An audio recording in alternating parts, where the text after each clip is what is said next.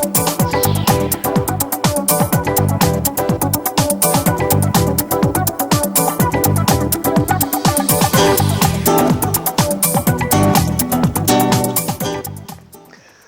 tal? ¿Cómo están? Muy buenas tardes y bienvenidos un día más a Espacio Abierto aquí en Televisión Ferrol. Bueno, están viendo estos días que estamos conociendo los diferentes gobiernos de Ferrol y comarca, pero ahora queremos centrarnos en áreas concretas. Hoy volvemos al municipio de Ferrol y vamos a analizar una de las áreas en las que el gobierno de Jorge Suárez pues se ha dividido para llevar a cabo diferentes tareas. Hoy nos centraremos en la Concejalía de Cultura, Educación y Universidad de la ciudad de Ferrol, unas áreas que son responsabilidad, en este caso, de nuestro invitado, Suso Basterrechea. Señor Basterrechea, buenas tardes, ¿qué tal? ¿Cómo está? Buenas tardes, gracias por lo convite.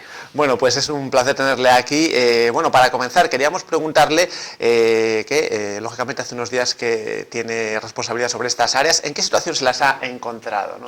estas áreas? Ben, a verdade, o primeiro, tampouco que quixera profundizar moito no pasado, pero certo é que como xa tiña a representación da miña organización nas comisións de cultura, educación, incluso no Consello Escolar Municipal, de alguna maneira coñecía un pouco o que acontecía e tiña, por decirlo así, unha diagnóstica feita do que acontece neste campo, non? En xeral, ninguna sorpresa, non? O primeiro, salientar o traballo dos funcionarios do Concello, que é difícil cambiar de xefe cada 4 anos, máis ou menos, e ademais o que trae o Concello, é certo que tiñan o traballo moi organizado, e agora mismo estamos siguiendo coas rutinas habituais de funcionamiento para xenerar cambios, entendo que notables. En cultura, sempre, moitas veces falamos deste tema, eu falei deste tema, é dicir, lóxicamente teño unha visión moi distinta da que mantiña o goberno anterior, o goberno do PP.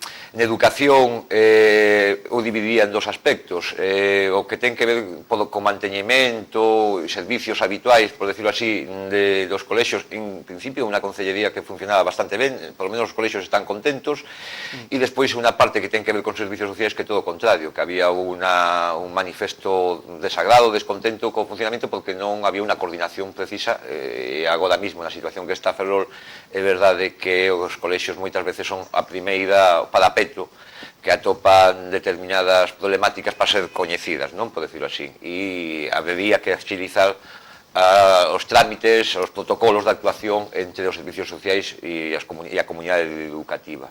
Hai unha parte que non ten que ver co Concello, que vai ser problemática, que auguro que vai ser un principio de curso problemático con que ten que ver coa LOMCE, con os libros de texto e demais.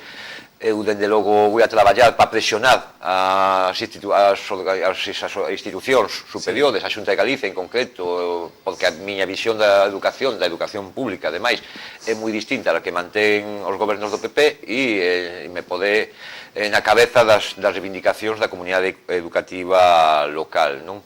Na universidade, a verdade que era o que máis descoñecía e creo que ese é o principal mal que ten a universidade con respecto á relación co Concello e en xeral coa cidade, non? Eu aspiro a que haya moitísima máis relación entre a universidade, esta é unha cidade universitaria e é verdade que é un feito que moitas veces pasa desapercibido, quitando momentos puntuais, entón eu aspiro a que a vida universitaria teña moita máis implicación na vida da cidade e viceversa, ¿no? Por decirlo así.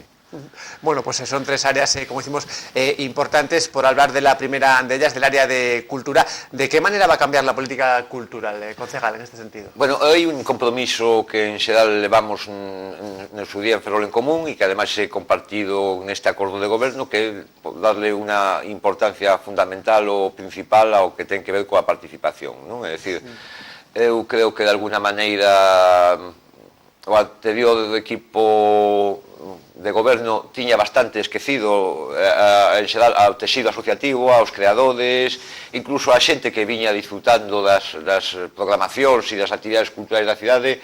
Eu aspiro a ter unha relación que de alguna maneira a política cultural de Ferrol sexa feita entre todos. Isto implica moitos aspectos, porque en ocasións se entende a política cultural como simplemente un fenómeno de programación, ¿no? De programación de espazos. Eu creo que eso simplemente é unha parte importante, pero non é a parte máis importante das políticas culturais dunha cidade. Eu creo que temos que texer relacións entre distintos axentes que participan na vida artística cotidiana da cidade, cos axentes educativos. Ademais, ao ser concelleiro ademais tamén de educación, vou a traballar para implicar moito máis a vida educativa, a vida cultural. Queremos traballar moito máis no que ten que ver co feito formativo e demais, e de alguna maneira dar máis participación ao conxunto da cidadanía e, dende logo, aos axentes implicados, non? Eu teño a obriga, porque son un traballador da cultura, eu son profesor, pero antes de ser profesor procuraba ou malvivía da arte, como moitos agora mesmo nesta cidade.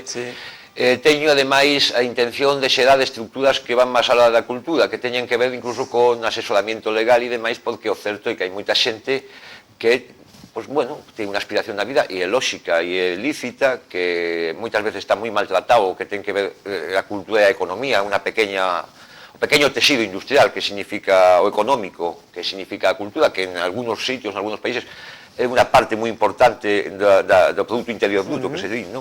É dicir, e eu traballaré tamén para tratar de facilitar, pois, esos accesos de alguna maneira a ferramentas legais que permitan desenrolar con os poucos ingresos que hoxe en día ten os artesanos, artistas, músicos e demais, tratar de traballar para conformar entes que podan axudar na parte máis pragmática, que al final os que traballamos nesto da cultura sabemos que é fundamental e moi importante, non? Hablaba antes de participación, concejal, quería preguntarle qué vías de participación pueden existir o se pueden crear ahora para que la gente se sienta parte de la cultura de la ciudad. Bueno, onte mismo non tuvimos unha asamblea, donde a partir desa asamblea quedamos e se va a desenrolar unha semana cultural, donde vamos a tratar, por decirlo así, por sectores e especificamente cada área, non? Hai unha cuestión importante, é dicir, para min o feito cultural ten que gañar moita relevancia en xeral no conxunto non iba a decir dos medios informativos, non é así, no conxunto da vida da cidade. Hai que poner no foco na cultura, porque eu estou seguro de que va a ser, ademais, un dos elementos que axudará máis a recuperar moralmente e urbanísticamente esta cidade, non? Eu creo que solamente o feito de darle esa relevancia e xenerar ese debate político sobre cultura, que é unha cousa absolutamente ausente da realidade de Ferrol, é fundamental, é moi importante, porque eu creo que aí tamén temos que pular por conseguir aumentar a autoestima de nosos creadores e, en xeral, da nosa cidade como unha fonte que é unha fonte importante de talento, e estamos xenerando moitísimos creadores, moitísimos artistas. O a mágoa é que están a triunfar xeralmente fora da nosa cidade, non? E que eso non é malo, pero o que é malo é que de alguna maneira hai unha perda de talento na cidade. Que non sepan que pueden aquí, digamos, desarrollar tamén su carrera, ¿no? Que non se vean obligados a... Evidentemente, eu me apartei un pouco da pregunta. Eu aspiro que a partir desas xornadas e tal vamos a establecer algún tipo de órgano, non sei como chamarlo, porque aínda é pronto, non? Pero si algún tipo de órgano estable de participación para levar adiante, bueno, pois nosas políticas, non? Aquí tamén quería reseñar, eu tive na sorte de estar dentro do Paloado de Cultura de Nadón en seu día, que era representante dos centros escolares, e que, bueno, que lóxicamente antes non señalaba, pero tamén, dende logo, parte da política que queremos desenvolver de a colaboración cos concellos veciños e, lóxicamente, Nadón, por aquilo de ser o máis potente, non? Comparativamente en espazos e demais, e de alguna maneira nós, con humildade, vamos a aprender o que haya que aprender de outros concellos, e tamén temos outras ideas e avanzar en ese nivel de participación con ese asociacionismo para tener entre todos a rede cultural máis potente posible na cidade e provocar unha pequeña revolución. Hablaba antes de Narón, me acaba de recordar ese convenio que firmaba hace algunos meses el Concello de Narón con el Teatro Colón de La Coruña. ¿Le gustaría que el Concello de Ferrol pues llegase a algún tipo de acuerdo con Narón en ese sentido? Sí, o Concello de Ferrol, dende logo, va a chegar a entendimiento total. Entendo que non va a haber ningún problema no tema da cultura. Temos moi boas relacións persoais, a xente que traballa na cultura en Nadón Eu mesmo, como xa dixen, fui membro do Palo de Cultura de Nadón e penso que ademais é o que exixe bueno, pues unha xestión axeitada dos recursos públicos, é dicir, non ten sentido iniciar unha competición que ademais é algo absolutamente ficticio no campo da cultura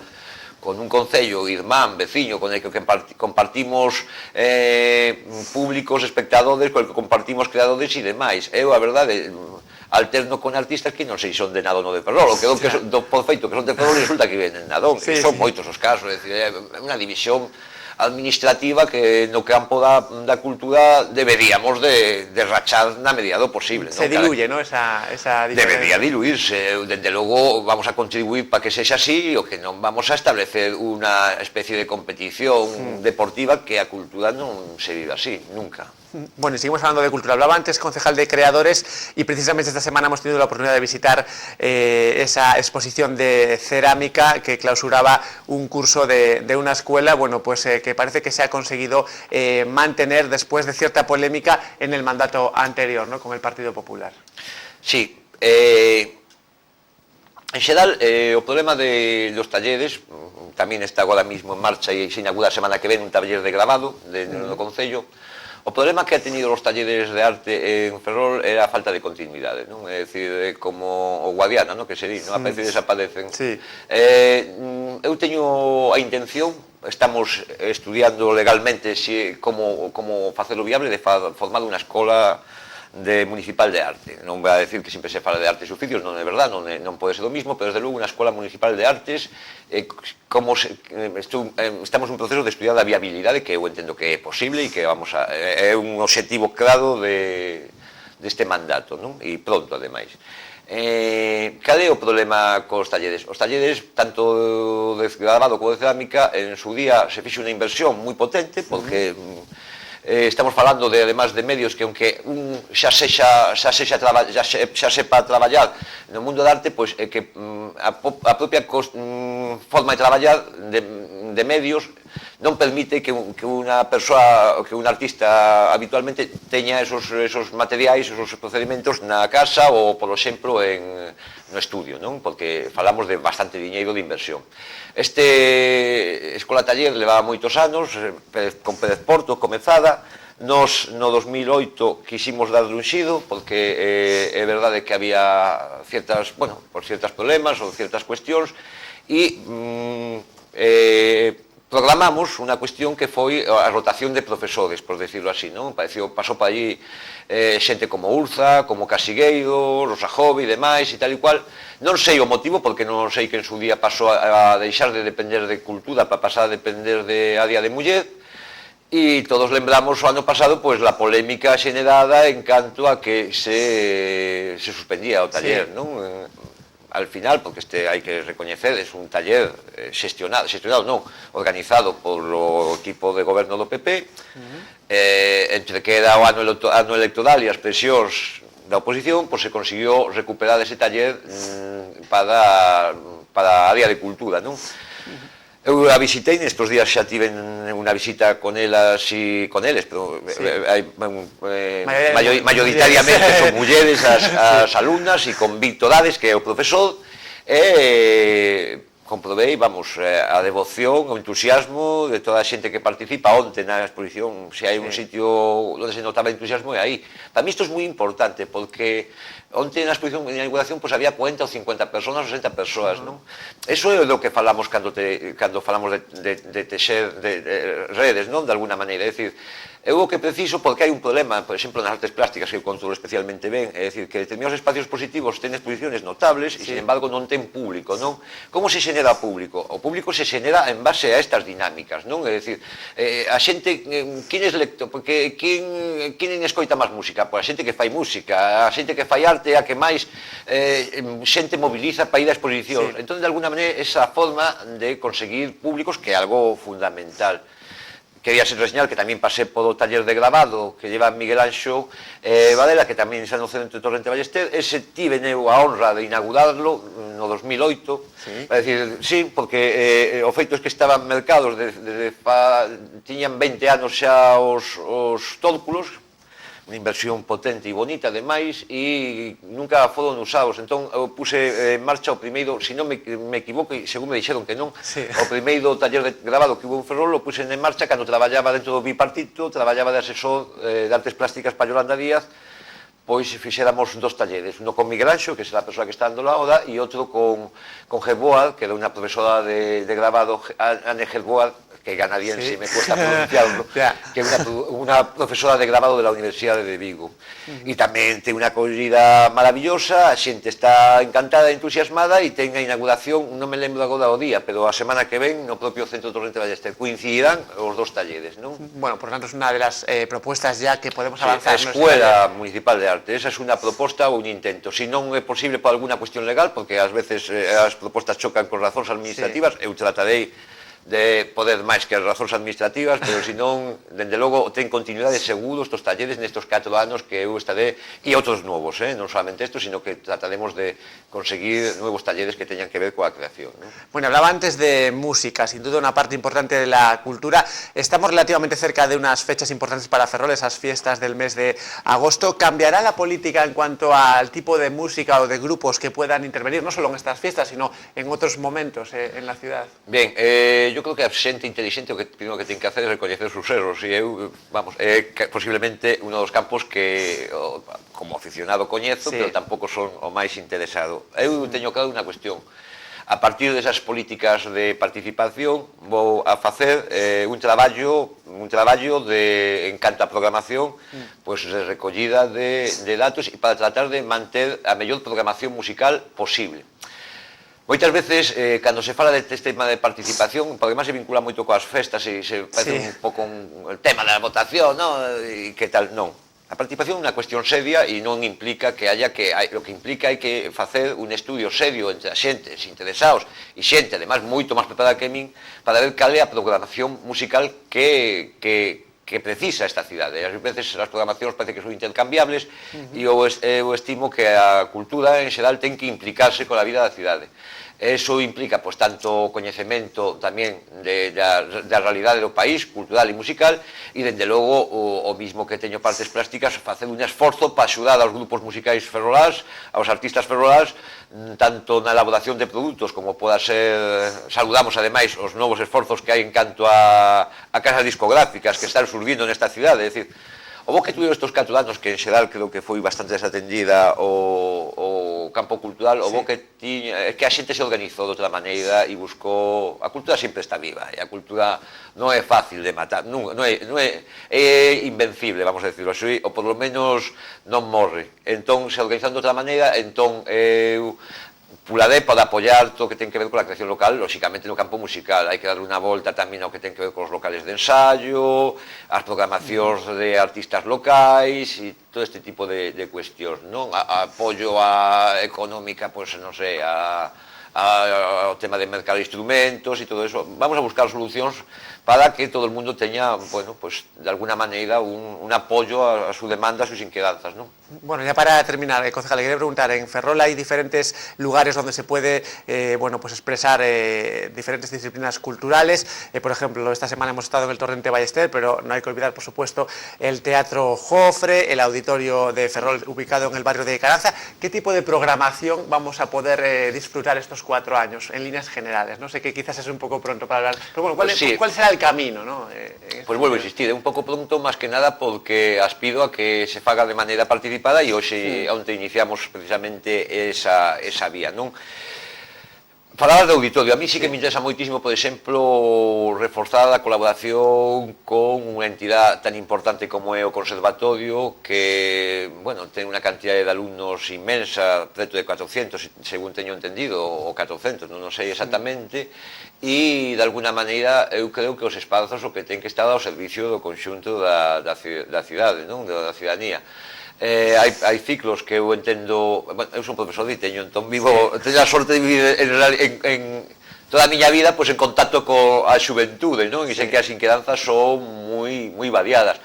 Vamos a ver, o lóxico, unha programación dunha cidade é ter unha programación variada, non? É dicir, para todos os públicos de alguna maneira. Ora, lóxicamente, eu sempre farei unha aposta, e a aposta que en su día sempre dixen, desde Ferrol en Común é unha aposta por la calidade, pero tamén por la vanguardia, por la modernidade e por encontrar esos públicos máis inquietos que temos na cidade, non? Pero, lóxicamente, haber unha programación estable de música clásica, de tal, e o que aspiro é de traer o mellor produto posible á cidade, o mellor produto cultural posible á cidade, porque non nos enganemos, é dicir, hai unha cuestión de que a subida, de alguna maneira, da media cultural da programación influye tamén na subida da media cultural da cidade, do conxunto da cidade, non? Bueno, pues estaremos atentos estos 4 años a ver qué tipo de programación pues podemos disfrutar en estos diferentes espacios culturales. Bueno, concejal de Cultura, Educación y Universidad de Ferrol, Suso Basterrecha, un placer haberle tenido aquí. Gracias por haber venido. Un placer foi meu. Muchas gracias. Y a ustedes también gracias. Ya saben, como siempre, que pueden ver una y otra vez este y otros programas en nuestro canal de televisión a la carta de YouTube. También nos pueden seguir por Facebook y en directo en nuestra página web tvferrol.es. Buenas tardes, hasta luego.